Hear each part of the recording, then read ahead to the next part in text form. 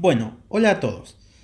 Lo que vamos a ver ahora básicamente es los conceptos generales acerca de la teoría de la evolución. La evolución es un tema extremadamente amplio, por eso lo vamos a dividir en una serie de videos y en particular en esta primera parte vamos a hablar acerca de las generalidades de la evolución. ¿Sí? Es por eso que la titulé como una visión actual de lo que es y lo que no es la evolución. Espero que les guste y empezamos con el video. Bueno, si hablamos de evolución, la figura que se nos viene siempre a la cabeza es Darwin, ¿sí? Charles Darwin. Darwin fue un naturalista inglés cuya gran obra, ¿sí?, fue lo que se conoce como el origen de las especies. Específicamente, el origen de las especies por medios de la selección natural. Un libro de importancia para todo biólogo que fue publicado en el año 1859. Darwin se considera como uno de los padres de la teoría de la evolución, aunque no fue ni el primero, ¿sí?, ni el último en publicar ideas evolutivas, obviamente. Previo a él tenemos por ejemplo su abuelo, Erasmus Darwin, tenemos a Lamarck, tenemos a Cuvier, entre otra gran cantidad de autores. ¿Qué es lo que establecía Darwin? ¿Sí? ¿Cuál es la famosa teoría de Darwin? La teoría de Darwin es muy extensa y es por eso que le voy a dedicar un video exclusivo. Pero ahora, para entrar en tema, vamos a hablar un poco de las generalidades, ¿sí? Prácticamente, según Darwin, el mecanismo fundamental de la evolución, es decir, el mecanismo por el cual las especies cambian, es la selección natural, ¿sí? Según Darwin, el mecanismo fundamental de la evolución es la selección natural que, actuando sobre cada organismo individual, de forma lenta y gradualmente a lo largo de mucho tiempo, se forman las nuevas especies. ¿Qué es lo que decía Darwin? Darwin decía que de individuos particulares, por la acumulación de pequeños cambios de forma lenta y gradualmente, se origina una nueva especie. ¿Sí? Era un mecanismo gradualista que requería de mucho tiempo en términos geológicos. Según el concepto de la teoría de la evolución de Darwin y obviamente de la teoría de la evolución de hoy en día, se distinguen dos tipos de evolución. Por un lado tenemos la anagénesis, ¿sí?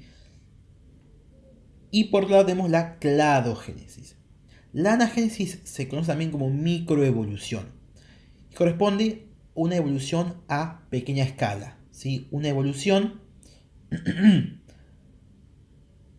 dentro de una especie, es decir, los individuos de una especie no son todos iguales, sino que a lo largo del tiempo han adquirido distintas caracteres morfológicos diferenciales. Esa evolución dentro de una misma especie es lo que se conoce como microevolución. Por otro lado tenemos la cladogénesis o macroevolución, que es la que realmente nos interesa, el surgimiento de nuevas especies. ¿Sí?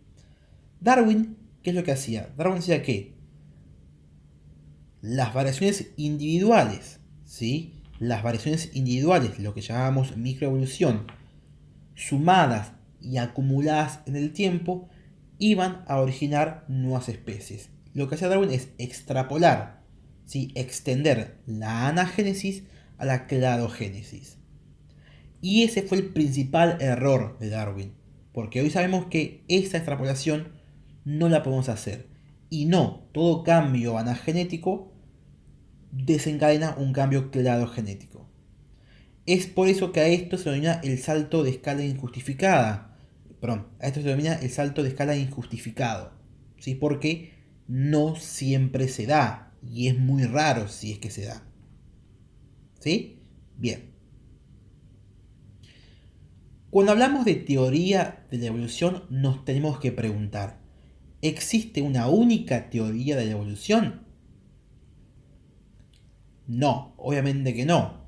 La teoría de la evolución de Darwin es una de las muchas teorías que existen o que existieron, ¿sí? Tenemos la teoría de la evolución de Darwin, tenemos la teoría de la evolución de Lamarck, de Gould, entre otros. Todos estos científicos se caracterizaban por algo. Eran todos evolucionistas. Todos consideraban que las especies no eran estáticas y no fueron creadas en un único punto y al mismo tiempo, sino que cambian a lo largo del tiempo. La diferencia entre los pensamientos de cada uno de estos científicos es acerca de los mecanismos por el cual se originan nuevas especies. Es por eso que a la hora de hablar de teoría de la evolución, en realidad tenemos que hablar de teorías de la evolución. Y bajo esta idea de teorías de la evolución hay tres niveles de teoría. Tenemos la teoría del hecho de la evolución, de los mecanismos y de los caminos de la evolución. La teoría del hecho de la evolución es la que establece la teoría del hecho de la evolución es la que establece que los seres vivos cambian junto con el planeta a lo largo del tiempo. ¿Sí? La teoría de los mecanismos básicamente es quien postula los procesos por el cual se originan o cambian las especies. Ahí entramos en puramente, como dice el título, mecanismos. Selección natural, equilibrios puntuados, deriva génica y muchos otros. Y por último tenemos la teoría de los caminos de la evolución, que corresponde a las distintas relaciones de parentesco y de ancestría común. ¿Sí? Bien. Para poder hablar de teoría de la evolución, tenemos que aceptar la primera, el hecho. Si no aceptamos que las especies cambien, entonces no podemos aceptar la teoría de la evolución. ¿Estamos acá? Perfecto. Entonces, el primer nivel es reconocer el hecho de la evolución. ¿Sí? ¿Qué es lo que dice el hecho de la evolución? Primero y principal es que las especies son variables. Existen diferencias morfológicas, genéticas, etc. entre las especies y además existen diferencias entre los individuos de una misma especie y eso sirve como materia prima evolutiva. El segundo concepto es que los fósiles representan especies que se extinguieron y su estratificación indica el tiempo relativo de su existencia. ¿Sí? Cuando vamos a la superficie terrestre, vemos que hay fósiles. Estos fósiles son especies que en un determinado momento histórico existieron, pero hoy están extintos. ¿Sí? Las especies más antiguas, o sea que se extinguieron hace mucho tiempo, van a estar más profundas que las más modernas, que van a estar más superficiales.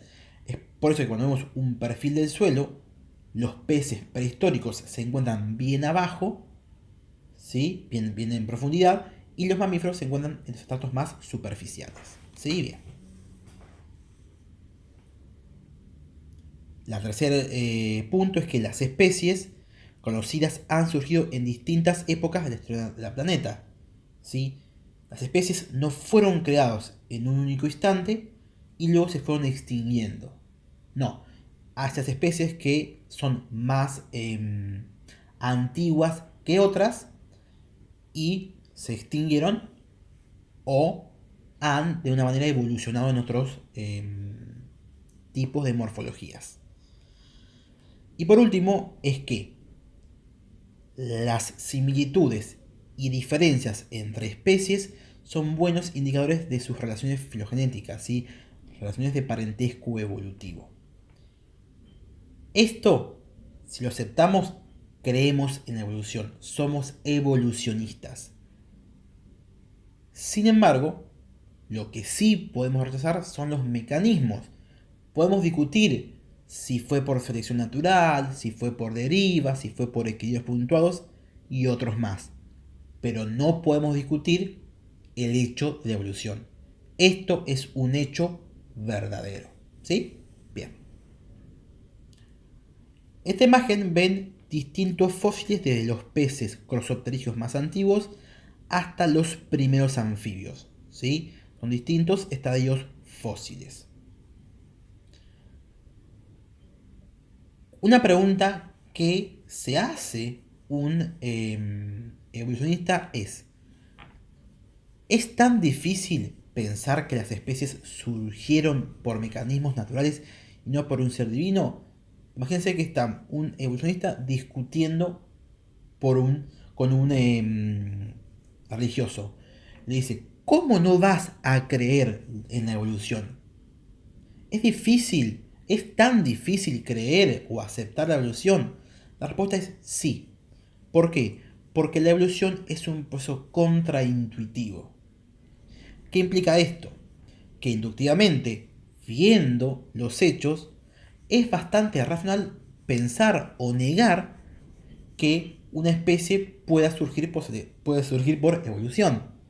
¿Sí? Tenemos que tener un conocimiento contraintuitivo para poder aceptarlo. ¿Sí? Bien. Entonces dijimos que en el primer nivel de la teoría es aceptar, reconocer el hecho de evolución. Y de eso dijimos que aceptar el hecho de la evolución no obliga a aceptar las hipótesis con las que se los quiso explicar.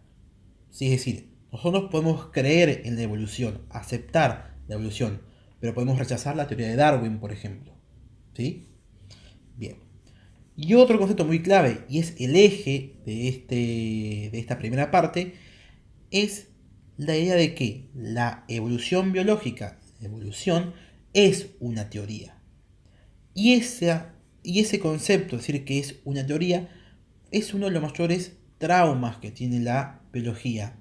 Porque uno se encuentra con frases como la siguiente.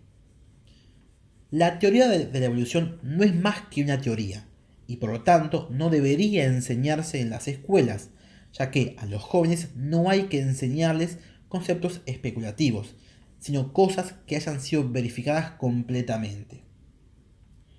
¿Qué significa esto? Que muchos rechazan la teoría de la evolución porque es solo una teoría, como si fuera un rumor. ¿Sí? Esto es una falacia, es un razonamiento no lógico. Y es lo que se conoce como falacia de la ambigüedad de tipo equívoco. ¿Sí? La teoría de la evolución no es más que una teoría. Bueno, ¿qué es una teoría?